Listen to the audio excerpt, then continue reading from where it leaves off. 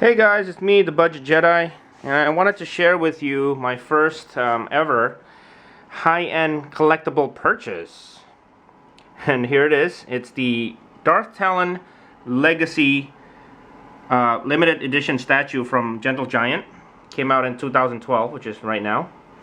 And this was actually scheduled to be released, I think, August of 2011, and now it's April of 2012. So just to give you an idea of how long I waited. However, I pre-ordered this knowing that this would be my first high-end purchase, and so I'm giving you guys a look at the box first here. Again, this is based off of the Darth Talon from the Star Wars Legacy comic series. There's a picture of her, and I'll also copy that blurb in the description box. Alright guys, I just opened up the box here. As you can see, Darth Talon comes with this large styrofoam coffin, and right on top there it's got a certificate of authenticity, and apparently they only made 1,200 of these, so that's pretty cool. And let's see here, it's got a nice picture of Darth Talon right there. Let's open it up.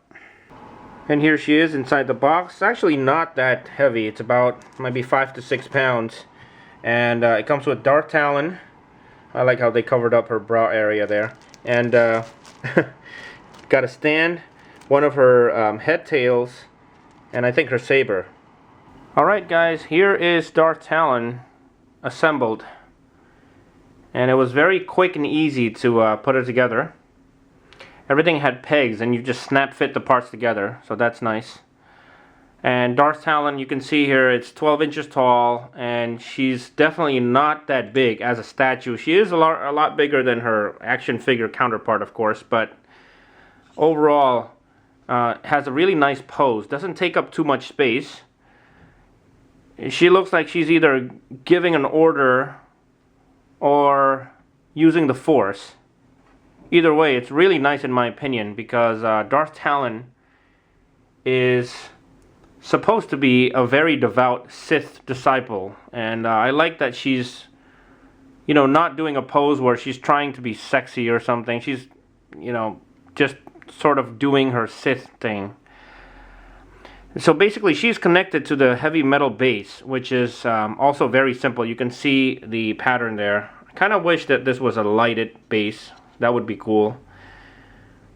And let me talk about the Sith tattoos. You can see her Sith tattoos are accurate to the Legacy comic series. Here I have the Legacy reissue first edition of the Legacy comic book, and you can see there, if you compare the belly area, you can tell that it's very similar. But if you compare it to the action figure, it's really not that similar. And also her head is different. I'm trying to have this focus on you, but nonetheless it looks really great still. And it's nice that it's accurate to the comic series. Now one thing I noticed is that on her loose head tail in the back here, basically, it comes with a shaped peg that made it fit, but it didn't fit perfectly and not as tight as I'd like it to be. So you can see that it wiggles a little bit. You can see that it kind of turns a little bit. So that's really not that nice. And you can also see the line, of course, where it joins. It's not something you'd notice from a distance, though.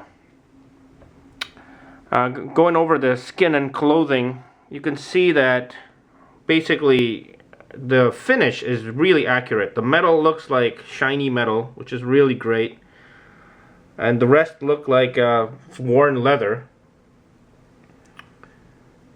And the skin, really good looking. Darth Talon's standard wardrobe is very simple, basically metal armor on the limbs and nothing else.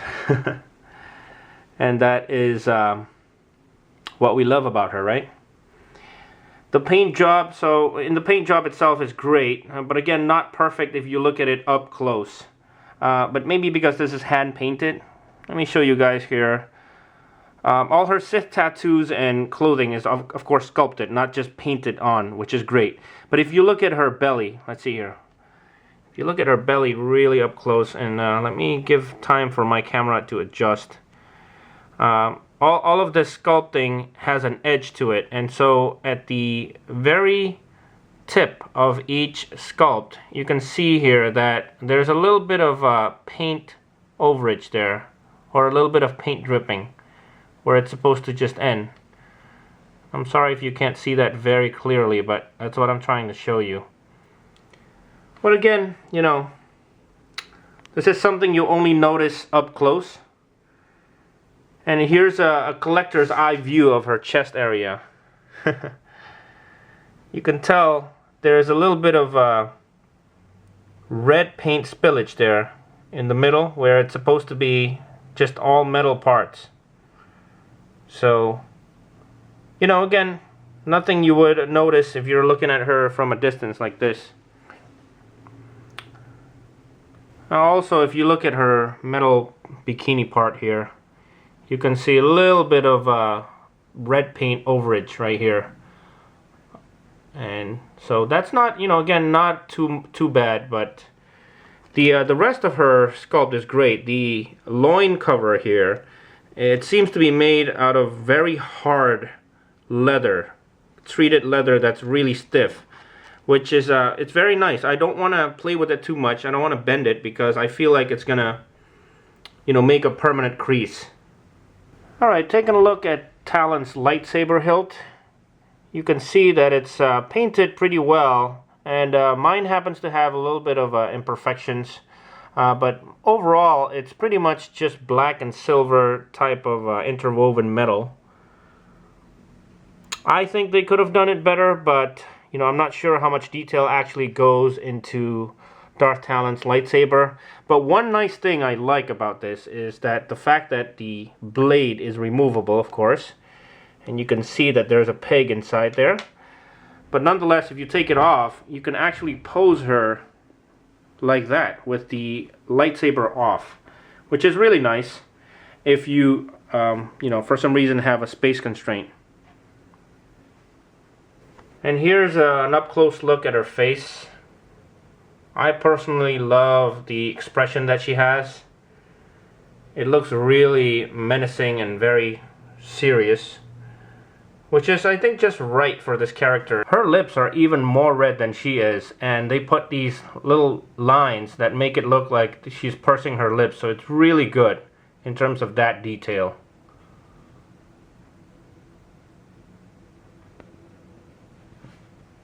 So basically, that is my first Star Wars statue, guys.